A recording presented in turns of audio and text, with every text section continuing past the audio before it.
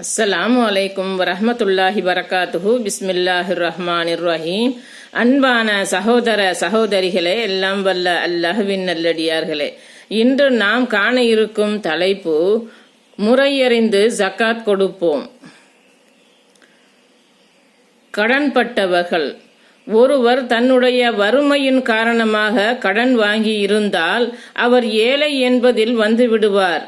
அவருக்கு ஜக்காத்திலிருந்து வழங்கி அவருடைய கடனை அடைப்பதற்கு உதவி செய்ய வேண்டும்.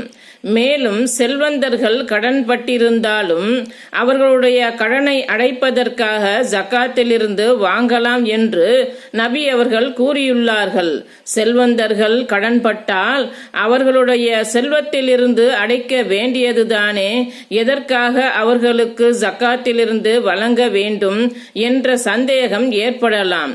செல்வந்தர்கள் கடன்பட்டால் அவர்களுக்கு ஜக்காத்திலிருந்து வழங்கலாம் என்பது செல்வந்தர்கள் தம்முடைய சுய தேவைக்காக பெற்ற கடன் அல்ல, மாறாக பொது விஷயத்திற்காக ஒன்றை பொறுப்பேற்கும் போது அதில் கடன் ஏற்பட்டால் அதை பொறுப்பேற்றவர் தன்னுடைய செல்வத்திலிருந்து தான் அடைக்க வேண்டும் என்பது கிடையாது. ஜக்காத் பொருளை பெற்றும் அவர் அந்த கடனை அடைக்கலாம். இதனை பின்வரும் நபி மொழியிலிருந்து தெளிவாக விளங்கிக் கொள்ளலாம். கபீசா பின் முகாரி அல் ஹிலாலி ரலியல்லாஹு அன்ஹு அவர்கள் அறிவிக்கின்றார்கள், நான் மற்றொருவர் செலுத்த வேண்டிய ஓர் இழப்பீட்டு தொகைக்கு பொறுப்பேற்று கொண்டு அல்லாஹ்வின் தூதர் ஸல்லல்லாஹு அலைஹி வஸல்லம் அவர்களிடம் ஏதேனும் கேட்பதற்காக சென்றேன். அப்போது அல்லாஹ்வின் தூதர் ஸல்லல்லாஹு அலைஹி வஸல்லம் அவர்கள், தர்ம பொருள்கள் நம்மிடம் வரும் வரை இங்கேயே இருங்கள், அதில் ஏதேனும் உங்களுக்கு தரச் சொல்கிறோம் என்று கூறினார்கள்.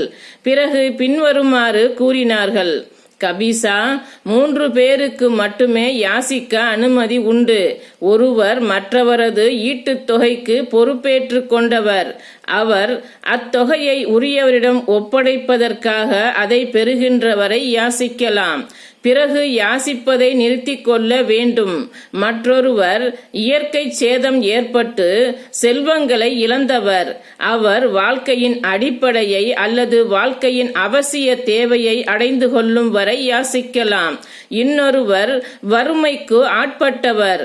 அவருடைய கூட்டத்தாரில் அவரை பற்றி விவரம் தெரிந்த 3 வந்து இன்ன மனிதர் வறுமைக்கு ஆட்பட்டுள்ளார் என்று சாட்சியம் கூறுகின்றனர் என்றால் அவர் வாழ்க்கையின் அடிப்படையை அல்லது வாழ்க்கையின் அவசிய தேவையை அடைகின்றவரை யாசிப்பது அவருக்கு செல்லும். கபீசா, இவையன்றி மற்ற யாசகங்கள் யாவும் தடை செய்யப்பட்டவையே யாகும், ஹராமாகும். இம்மூன்றும் காரணங்கள் இன்றி ஒருவர் யாசித்து சாப்பிட்டால் அவர் தடை செய்யப்பட்டதையே சாப்பிடுகிறார். நூல் முஸ்லிம் 1887.